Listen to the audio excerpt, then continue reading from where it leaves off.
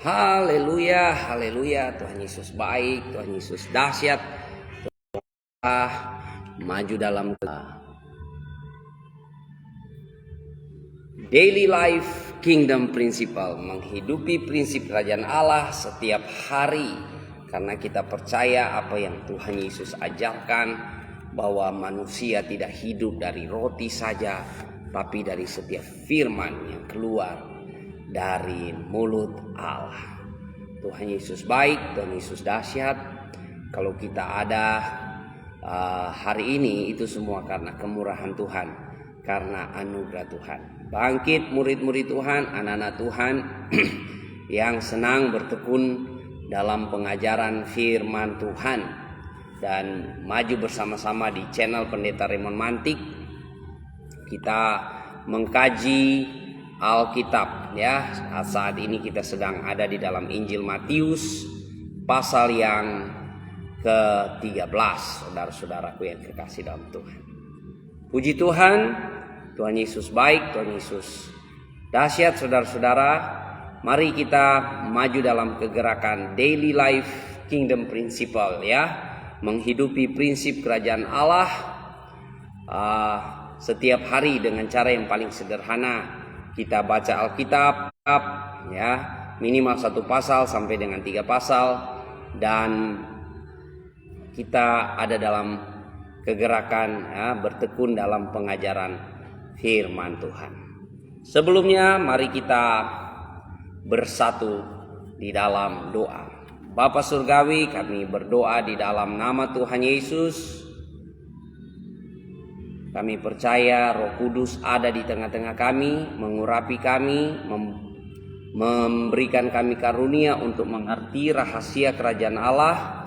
Tuhan Yesus, bukakan kebenaran surgawi bagi kami ketika kami menekuni kebenaran firman Tuhan. Terima kasih Tuhan, di dalam nama Tuhan Yesus kami tidak mengizinkan benih kerajaan Allah dicuri oleh kuasa-kuasa setan, kuasa-kuasa kegelapan. Kami hancurkan, kami patahkan di dalam nama Yesus.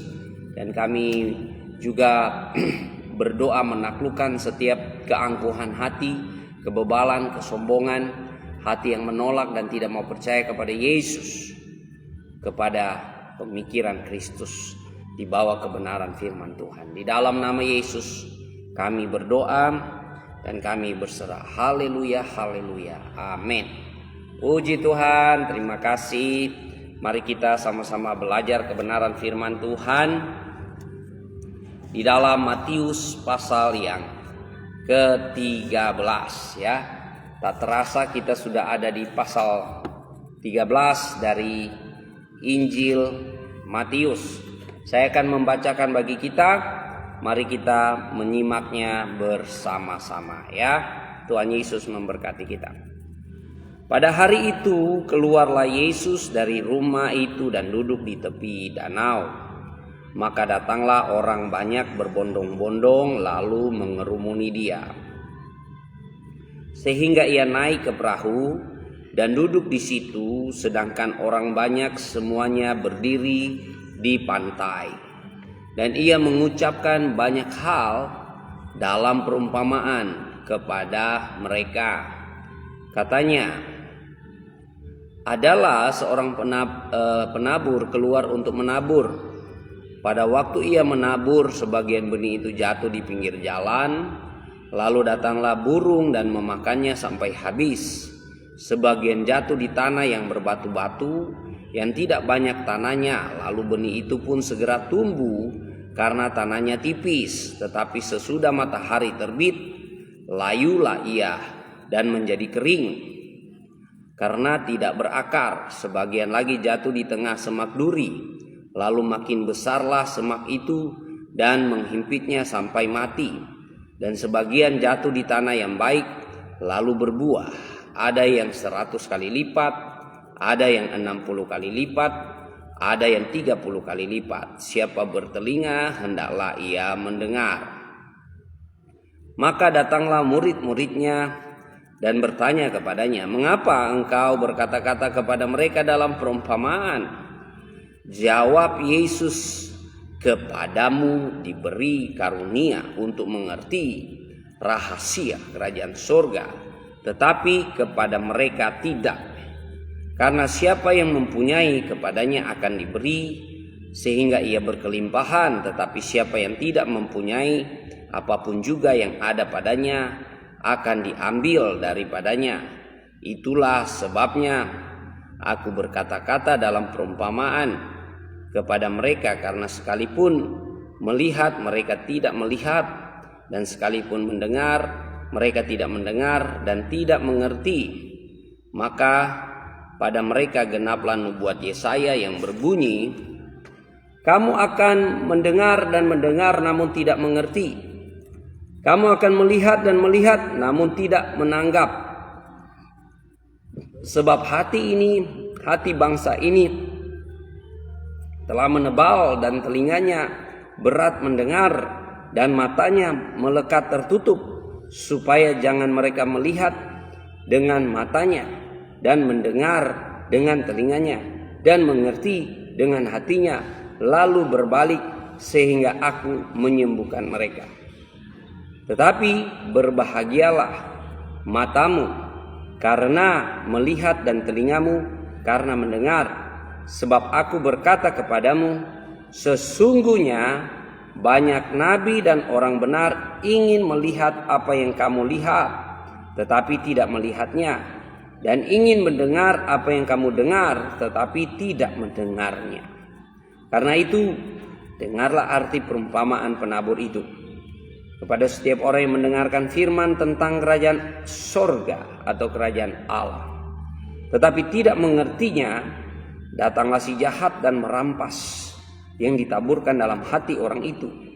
Itulah benih yang ditaburkan di pinggir jalan. Benih yang ditaburkan di tanah yang berbatu-batu ialah orang yang mendengar firman itu dan segera menerimanya dengan gembira. Tetapi ia tidak berakar dan tahan sebentar saja. Apabila datang penindasan atau penganiayaan karena firman itu, orang itu pun segera murtad. Yang ditaburkan di tengah semak duri ialah orang yang mendengar firman itu, lalu kekhawatiran dunia ini dan tipu daya kekayaan menghimpit firman itu sehingga tidak berbuah. Yang ditaburkan di tanah yang baik ialah orang yang mendengar firman itu dan mengerti, dan karena itu ia berbuah. Ada yang 100 kali lipat, ada yang 60 kali lipat, ada yang 30 kali lipat. Yesus membentangkan suatu perumpamaan lain lagi kepada mereka, katanya, hal kerajaan surga itu seumpama orang menaburkan benih yang baik di ladangnya. Tetapi pada waktu semua orang tidur, datanglah musuhnya menaburkan benih lalang di antara gandum itu, lalu pergi. Ketika gandum itu tumbuh dan mulai berbulir, nampak jugalah lalang itu. Maka datanglah hamba-hamba Tuhan ladang itu berkata kepadanya dan berkata, Tuhan, bukankah benih baik yang Tuhan taburkan di ladang Tuhan? Dari manakah lalang itu? Jawab Tuhan itu, seorang musuh yang melakukannya. Lalu berkatalah hamba-hamba itu kepadanya, jadi maukah Tuhan supaya kami pergi mencabut lalang itu? Tetapi ia berkata, jangan, sebab mungkin gandum itu ikut tercabut pada waktu kamu mencabut lalang itu. Biarkanlah keduanya tumbuh bersama sampai waktu menuai.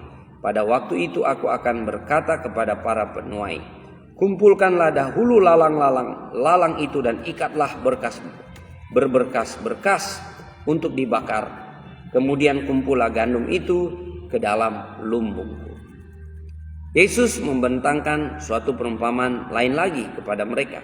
Katanya, hal kerajaan surga itu seumpama biji sesawi yang diambil dan ditaburkan orang di ladangnya. Memang biji itu yang paling kecil dari segala jenis benih, tetapi apabila sudah tumbuh, sesawi itu lebih besar daripada sayuran yang lain, bahkan menjadi pohon, sehingga burung-burung di udara datang bersarang pada cabang-cabangnya. Dan ia menceritakan perumpamaan ini juga kepada mereka. Hal kerajaan surga itu seumpama ragi yang diambil seorang perempuan dan diadukan ke dalam tepung terigu 3 sukat sampai kamir seluruhnya.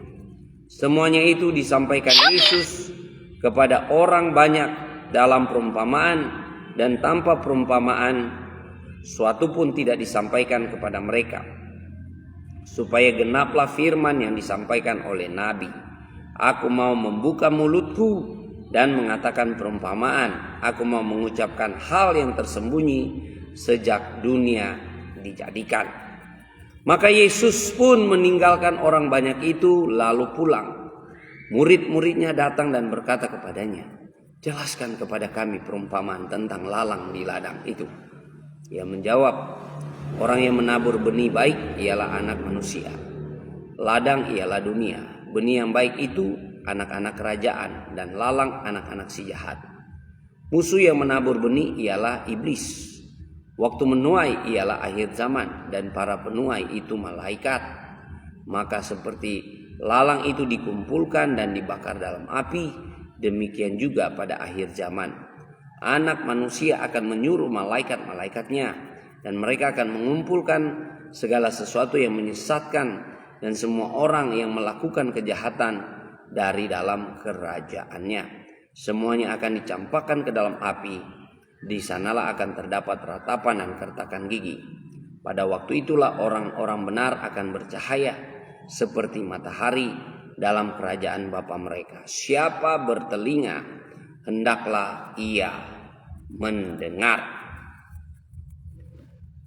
Hal kerajaan surga itu seumpama harta yang terpendam di ladang yang ditemukan orang, lalu dipendamkannya lagi oleh sebab sukacitanya. Pergilah ia menjual seluruh miliknya, lalu membeli ladang itu.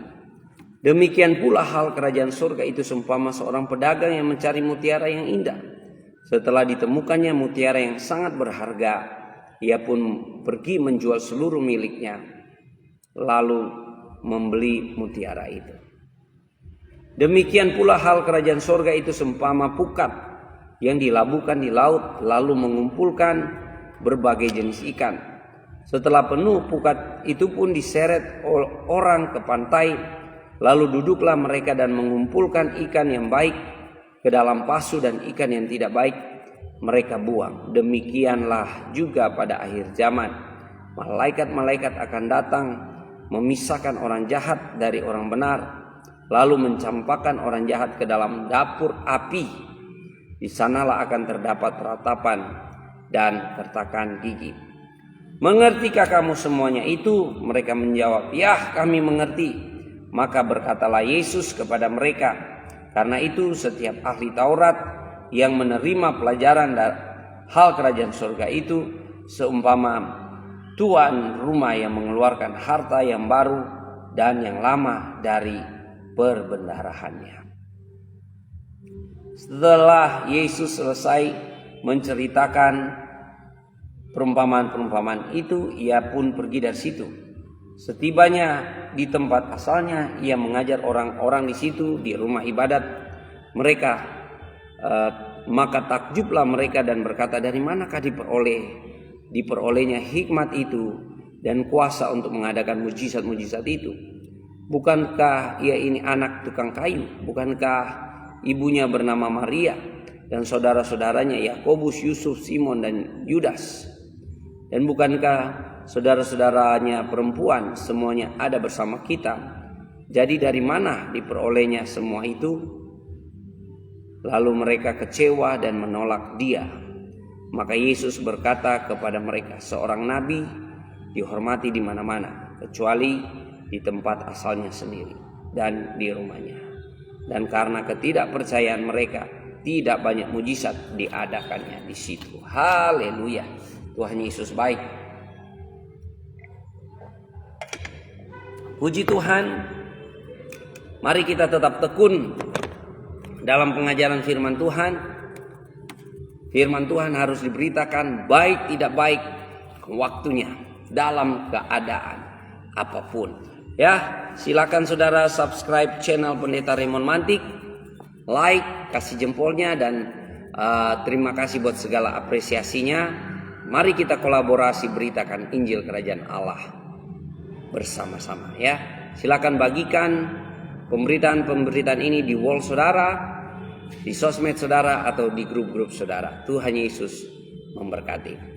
Nah, kita melihat bahwa dalam Matius pasal 13 ini merupakan kelompok-kelompok pengajaran dalam kitab Matius ya. Kita sekali lagi saya mengulangnya, di dalam kitab Matius ada 5 kelompok-kelompok pengajaran. Yang pertama pasal 5 sampai pasal 7, khotbah di atas bukit tentang undang-undang dasar kerajaan Allah, etika, moral, dan hukum kerajaan Allah. Yang kedua pasal 10 tentang pengutusan otoritas pemberitaan Injil Kerajaan Allah. Jadi orang-orang yang memberitakan Injil Kerajaan Allah. Dan yang ketiga pasal 13 perumpamaan-perumpamaan tentang kerajaan Allah, tentang Injil Kerajaan Allah. Dan yang keempat pasal 18 tentang karakteristik atau sifat, ciri-ciri anak-anak kerajaan Allah ya, murid-murid Tuhan, ahli waris kerajaan Allah. Dan yang kelima pasal 24 sampai pasal 25 tentang akhir zaman ya. Jadi ini kelompok-kelompok pengajaran penting yang utama di dalam Injil Matius. Dan juga ada 5 kelompok-kelompok narasi ya, yang kita akan bahas ya di antara itu. Oke, nah, kita akan mulai dari perumpamaan seorang penabur ya. Jadi perumpamaan seorang penabur ini Yesus menggambarkan benih atau benih kerajaan Allah, firman Allah itu jatuh di berbagai jenis tanah. Ya, jadi ada tanah di pinggir jalan, tanah berbatu, tanah bersemak berduri, dan tanah yang baik. Nah, Yesus mengajarkan kepada khalayak ramai, orang-orang agamawi, dengan cara Yesus mengajar. Dan cara Yesus mengajar yang paling Yesus senangi adalah perumpamaan. Kenapa saudara? Karena mereka menolak. Makanya Yesus berkata mereka mendengar ya, mendengar namun tidak mengerti. Mereka melihat tapi tidak menanggap, karena hati mereka telah menjadi tebal. Ya, hati bangsa ini telah menjadi tebal, saudara-saudara.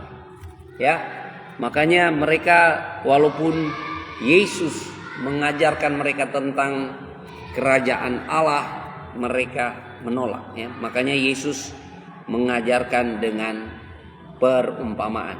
Nah, murid-murid Tuhan ya, di ayat 10 di sini dikatakan, maka datanglah murid-muridnya dan bertanya kepadanya, mengapa engkau berkata-kata kepada mereka dalam perumpamaan? Jawab Yesus, kepadamu diberi karunia untuk mengerti rahasia kerajaan surga, tetapi kepada mereka tidak. Karena siapa yang mempunyai kepadanya akan diberi sehingga ia berkelimpahan, tetapi siapa yang tidak mempunyai, apapun juga yang ada padanya akan diambil daripadanya.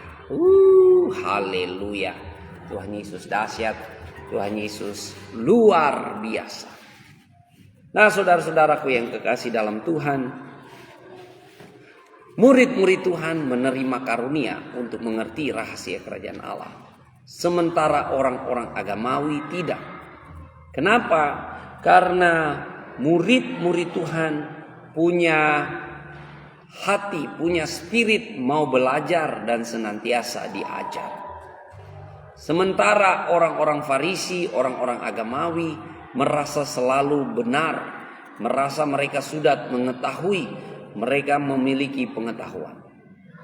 Makanya murid-murid Tuhan itu selalu dibukakan oleh Yesus rahasia. Ya, sementara kepada khalayak ramai, kepada orang-orang Farisi, orang-orang agamawi, saudara-saudara, Yesus berbicara lewat perumpamaan. Ya, nah kita melihat di sini dalam Yesus mengajarkan Injil Kerajaan Allah atau benih Kerajaan Allah atau firman Allah, ada 4 hati, 4 respon hati yang menerima. Yang pertama, hati yang keras, hati yang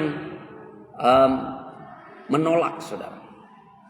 Nah, jadi benih itu jatuh di pinggir jalan. Biasanya pinggir jalan itu tanahnya tipis. Kalaupun ada tanah, itu tipis, saudara, sehingga benih itu tidak bisa bertumbuh sama sekali. Jadi karena kedegilan hati, kekerasan hati, kebebalan hati, maka mereka tidak dapat memahami, tidak dapat mengerti, tidak dibukakan wahyu, tidak dibukakan kebenaran kepada mereka. Ya, itulah benih yang jatuh di pinggir jalan. Kenapa, saudara? Karena apa, saudara? Karena mereka menolak kebenaran, maka iblis dengan cepat datang mencuri benih kerajaan Allah itu. Jadi iblis cepat-cepat, harus cepat-cepat. Karena apa? Kalau sampai dia mendengar dan benih itu jatuh di tanah yang subur, orang ini bisa menjadi ancaman bagi kerajaan kegelapan. Kerajaan iblis. Saudara-saudara.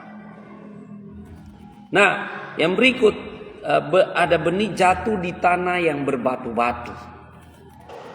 Jadi orang menerima firman dengan sukacita, mereka percaya, tapi benih itu tidak berakar. Karena tanahnya berbatu-batu. Benih itu tidak berakar, saudara-saudara. Jadi benih itu tidak berakar, saudara. Jadi waktu datang sinar matahari, dia menjadi layu. Orang-orang yang waktu dengar firman Tuhan, mereka terima, tapi mereka tidak mau lebih sungguh-sungguh lagi berpegang di dalamnya. Orang-orang yang orang-orang yang tidak mau bertumbuh dan berbuah. Jadi orang-orang yang ditabur di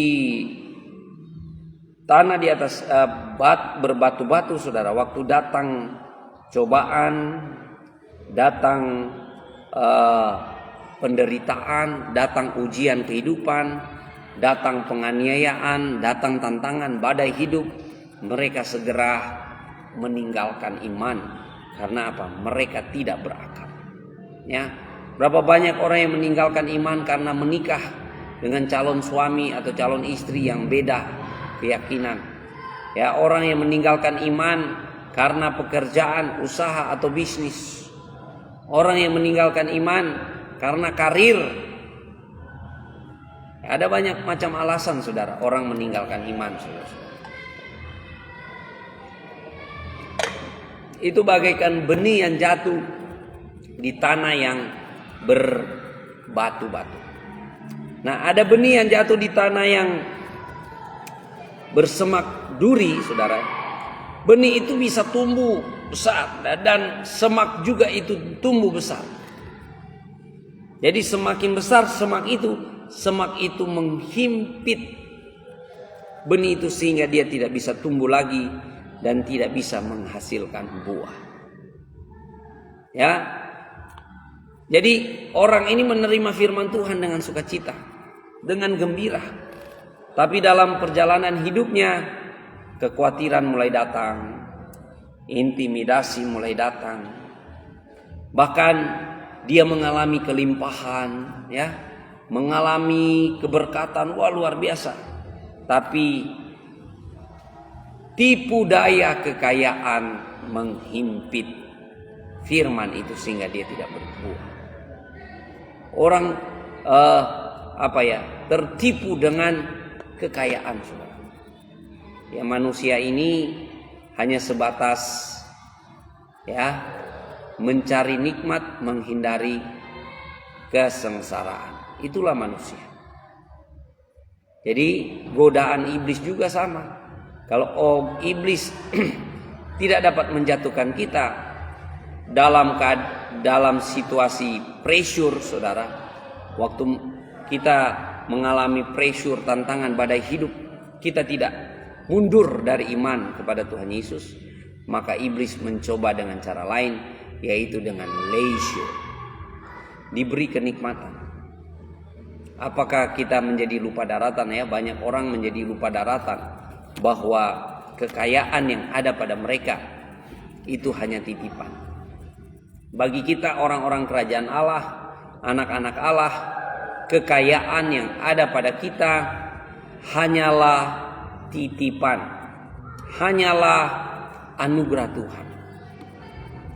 Ya, jadi saudara, tipu daya kekayaan bisa menghimpit kebenaran firman Tuhan di dalam hati kita, ya. Sehingga apa? Orang lebih mengutamakan perkara-perkara materi, orang lebih mengutamakan kekayaan daripada kerajaan Allah. Nah, kita melihat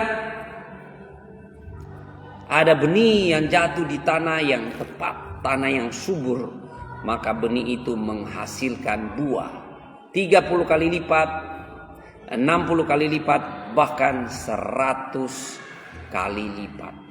Wow, luar biasa. Ya, Tuhan Yesus itu dahsyat.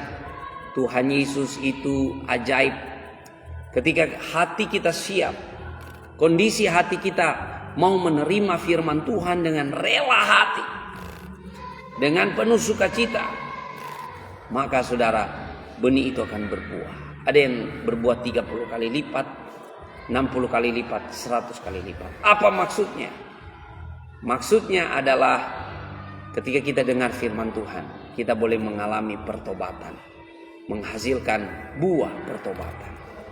Ketika kita mengalami firman Tuhan, kita menghasilkan buah pelayanan, kita memberi diri melayani Tuhan. Dan ketika kita mengalami firman Tuhan, hidup kita berubah total, saudara. Kita menghasilkan buah Roh Kudus.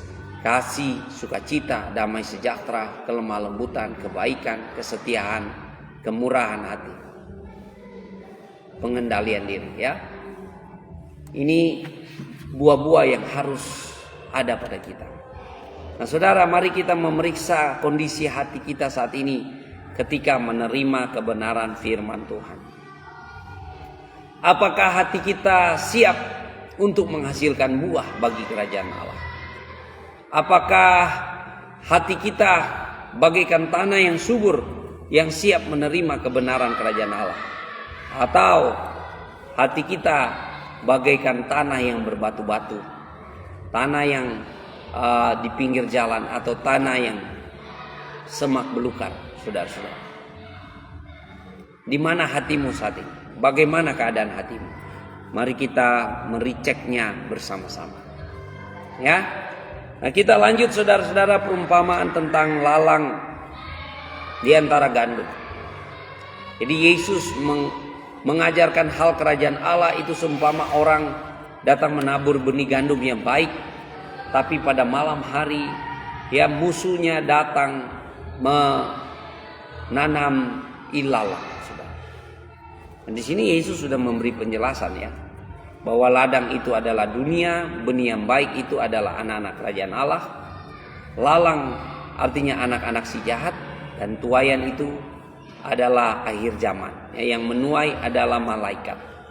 Jadi dalam kerajaan Allah, ya, kerajaan Allah yang ada di dunia ini, saudara, ya, di ladang ini, di dunia, tumbuh anak-anak kerajaan Allah. Siapakah anak-anak kerajaan Allah? Saya dan saudara. Tapi sementara kita tumbuh juga lalang, saudara, anak-anak dari si jahat. Ya, jadi waktu tumbuh, saudara, hamba-hambanya berkata, ini ada lalang, siapa yang melakukan? Yesus menceritakan, oh, itu yang melakukan adalah musuh atau si jahat, iblis, saudara-saudara.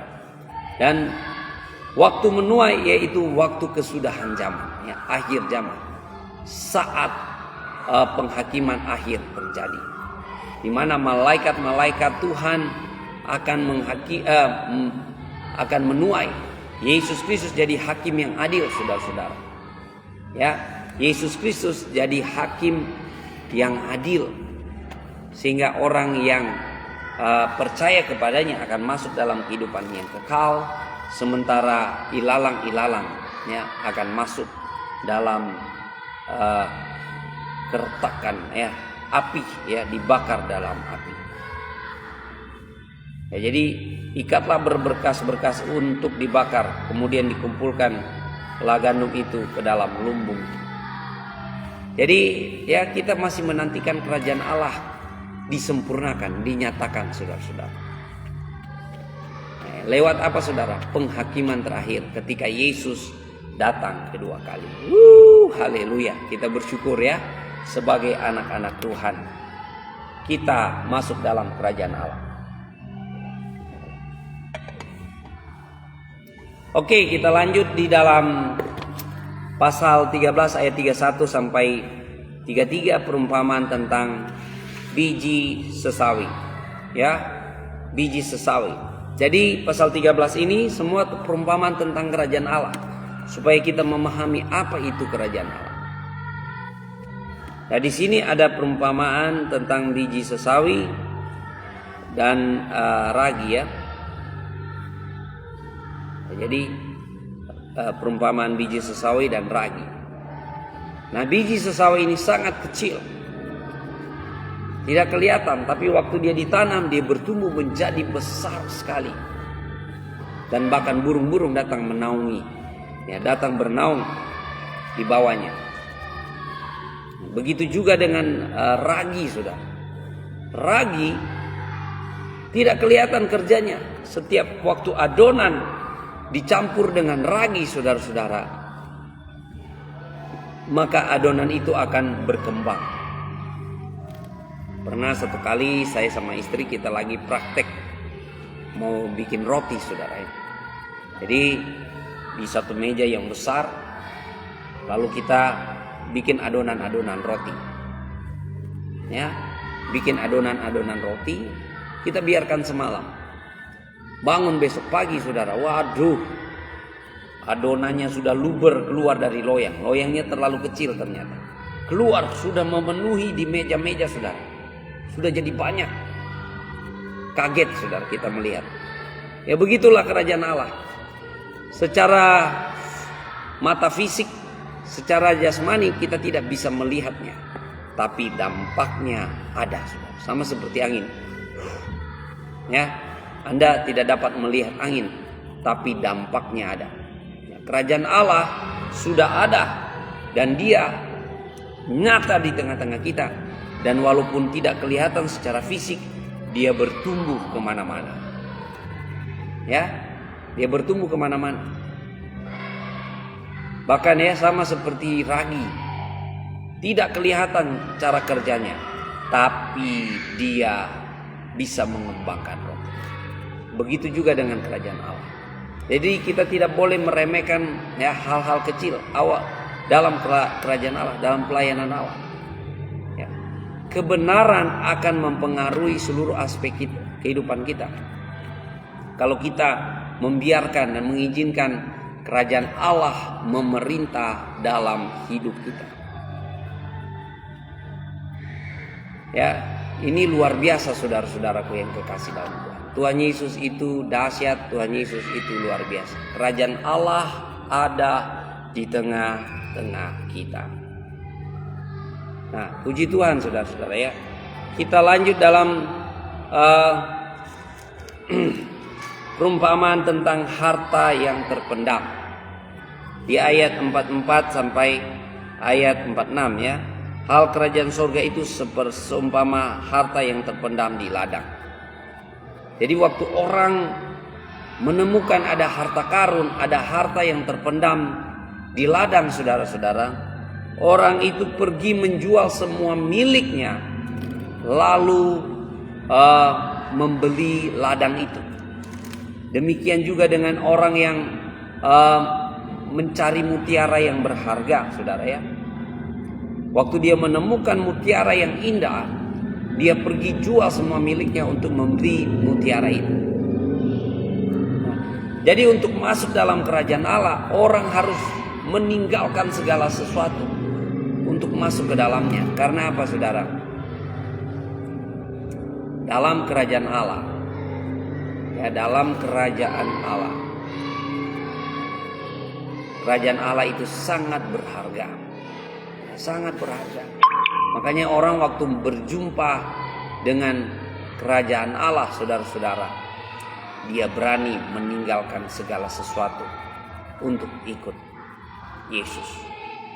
Sama seperti murid-murid, saudara-saudara, rela meninggalkan usaha mereka, rela meninggalkan karir mereka, rela meninggalkan segala sesuatu untuk ikut Yesus dan hidup, ya, dalam pemeliharaan Tuhan Yesus. Wah, ini luar biasa, saudara-saudara, ya, tidak gampang, tidak mudah, saudara-saudara.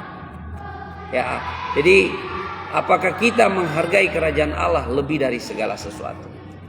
Yesus menuntut komitmen total, ya, untuk kita ikut Yesus. Yesus menuntut komitmen total untuk kita percaya kepada Yesus. Haleluya. Tuhan Yesus dahsyat, Tuhan Yesus luar biasa. Puji Tuhan, saudara-saudaraku yang kekasih dalam Tuhan. Ya, terima kasih buat sahabat-sahabat yang sudah menabur bintang, ya, walaupun saya tidak dapat melihat nama-namanya di sini. Jadi kerajaan Allah itu nyata, saudara.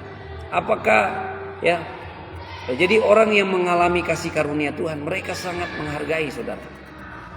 Ya, jadi orang-orang yang hidup dalam dosa, preman-preman, para pelacur, pezina, ya, yang bertobat sungguh-sungguh. Ketika mereka bertobat sungguh-sungguh, hidup mereka sangat berharga. Ya, jadi bagaikan menemukan harta yang terpendam. Saudara-saudaraku yang kekasih dalam Tuhan. Jadi kerajaan Allah itu sangat bernilai. Makanya orang yang menemukan kerajaan Allah, dia rela tinggalkan agama, dia relakan tinggal segala sesuatu untuk ikut Yesus. Wow, luar biasa, ya. Jadi butuh komitmen total. Yang selanjutnya, saudara-saudara, kerajaan Allah bagaikan pukat, ya. Jadi Yesus membicarakan penghakiman di sini, ya. Jadi kalau kita memahami memahami firman Allah itu bagaikan pedang bermata dua, ya, yang datang memberi kabar sukacita, kabar keselamatan, memberi penghiburan, penguatan iman, tapi dia juga datang dengan memberitakan penghakiman dan penghukuman bagi mereka yang tidak percaya. Nah, kita melihat pukat di sini untuk menangkap ikan, ya. Pukat itu seperti jala, ya, kalau kita seperti jala, saudara-saudara. Waktu jala ditebar, dia menangkap ikan-ikan, saudara, dan semua ikan.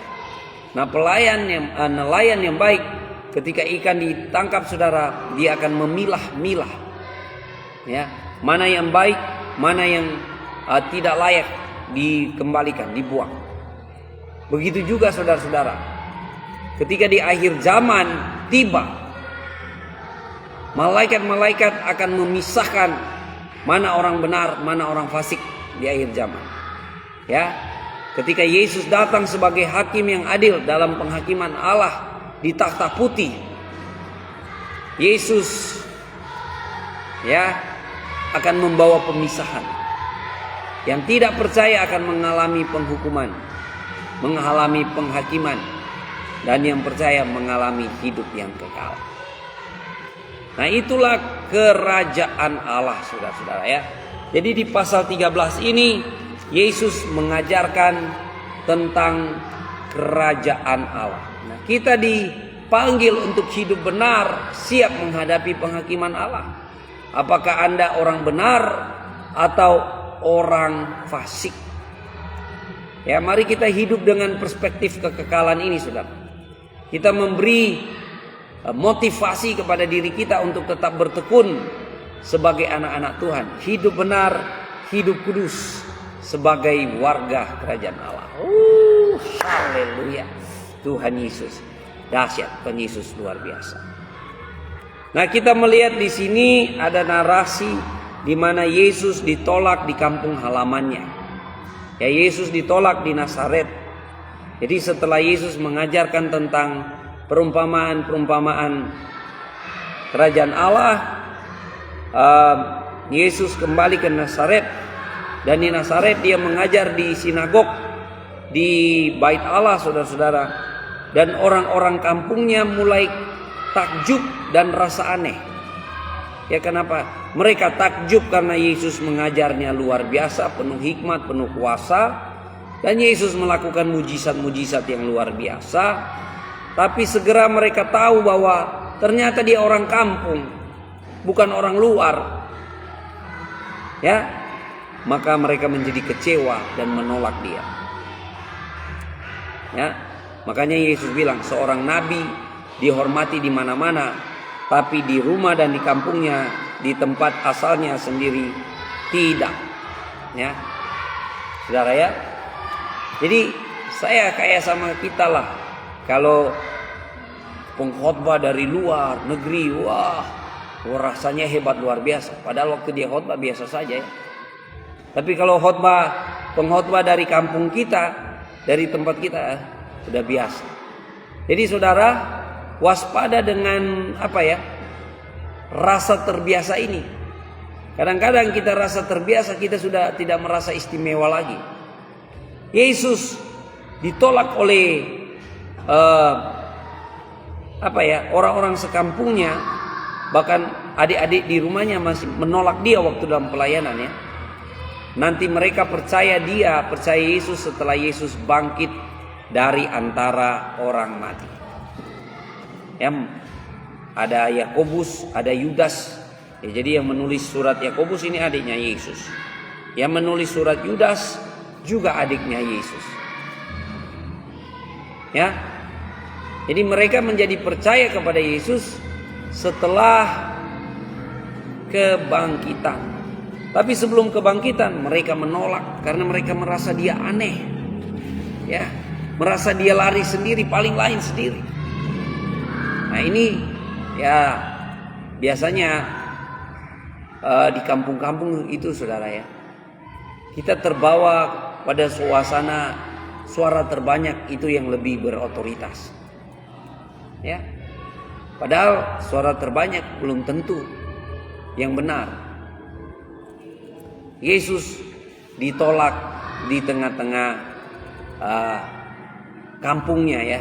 Kampungnya sendiri dia ditolak. Nah, kurangnya iman kepada orang-orang Nazaret sehingga mereka tidak mengalami mujizat. Mereka tidak percaya. Ya, mereka menolak Yesus karena Yesus hanya tukang kayu. Anak Maria, orang sekampung mereka.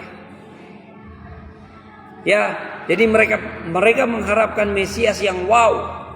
Mesias yang datang dengan kebesaran dan pasukannya, bodyguard-bodyguardnya. Saudara-saudara, tapi Yesus adalah Mesias yang datang dalam kesederhanaannya. Ya, puji Tuhan.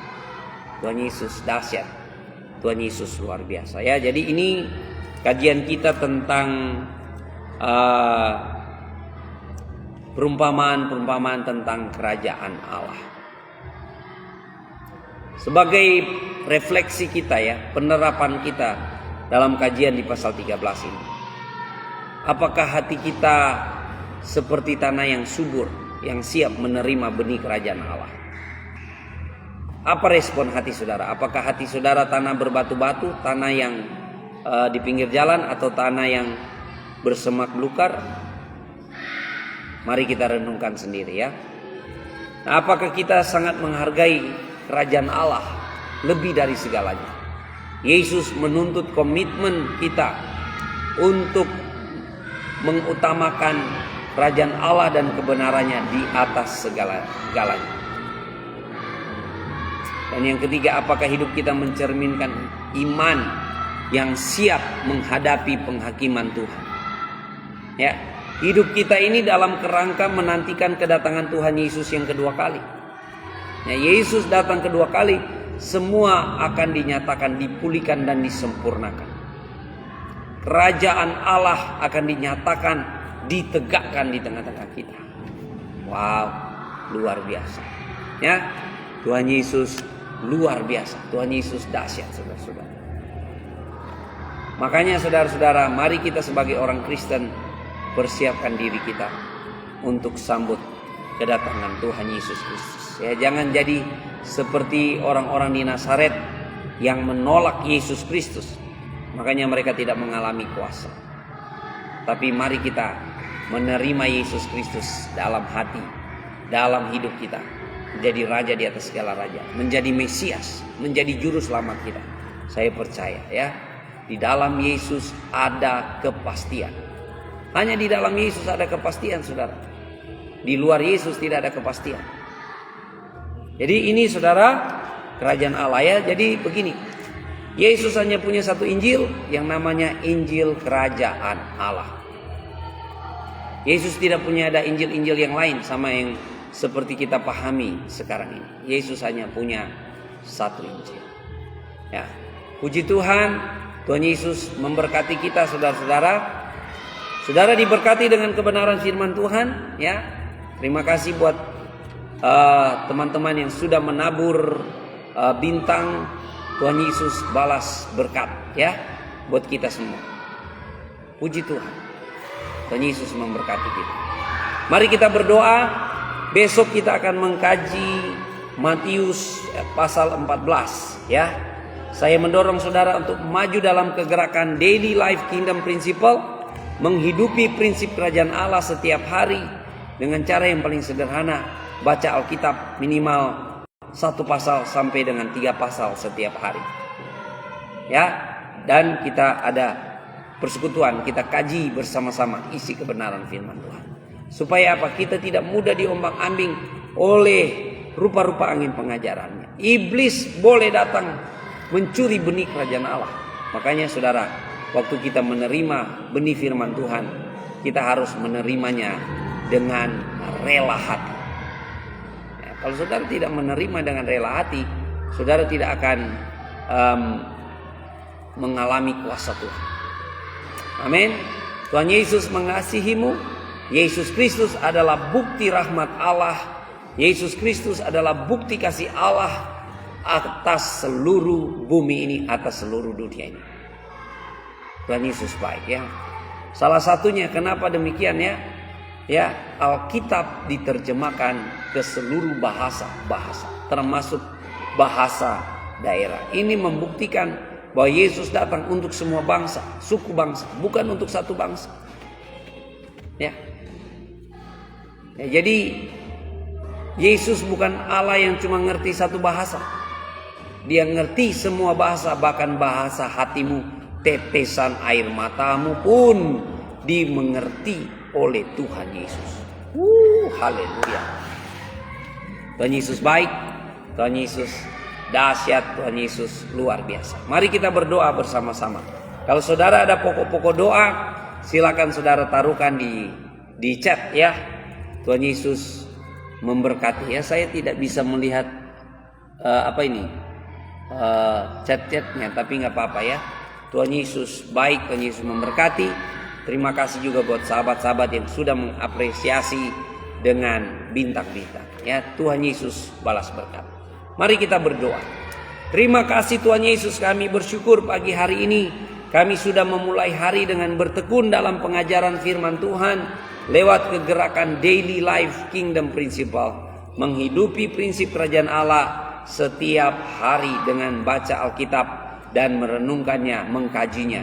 Tuhan tolong kami agar kami menjadi warga kerajaan Allah yang siap menantikan kedatangan Tuhan Yesus, yang tetap teguh berdiri pada kebenaran firman Tuhan dan tetap setia melayani Yesus, setia melakukan panggilan Tuhan Yesus. Kami berdoa, biarlah benih kerajaan Allah yang tumbuh di hati kami adalah benih yang jatuh di tanah hati yang subur, sehingga dia boleh berbuah 30 kali lipat, 60 kali lipat, bahkan 100 kali lipat. Terima kasih Tuhan. Terpuji-pujilah nama Yesus. Kami sambut hari ini dengan penuh sukacita iman. Kami sambut hari ini dengan gairah, dengan senyum, karena kami percaya penyertaan Tuhan, pertolongan Tuhan sempurna ada atas kami. Kami bersyukur, kami sehat, kami kuat, kami bahagia, kami berlimpah di dalam Tuhan Yesus Kristus. Kami juga berdoa kalau ada sahabat-sahabat yang saat ini sedang sakit, kami berdoa oleh bilur-bilur darah Yesus. Kami percaya, kami bersepakat, kami percaya tidak ada yang mustahil bagi Allah. Oleh bilur-bilur darah Yesus, sembuh di dalam nama Yesus. Kami percaya tidak ada yang mustahil. Di dalam nama Yesus kami berserah dan kami siap sambut hari ini dengan penuh sukacita. Haleluya, haleluya. Amin, amin, amin, amin, amin. Puji Tuhan buat kita semua. Semangat sambut hari ini dengan penuh sukacita. Mari kita bagikan kebenaran firman Tuhan. Kita beritakan Injil Kerajaan Allah bersama-sama.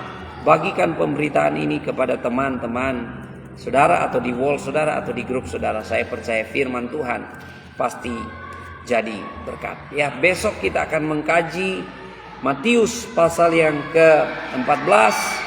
Saya mendorong saudara untuk baca Alkitab saudara di rumah. Puji Tuhan, Tuhan Yesus memberkati kita.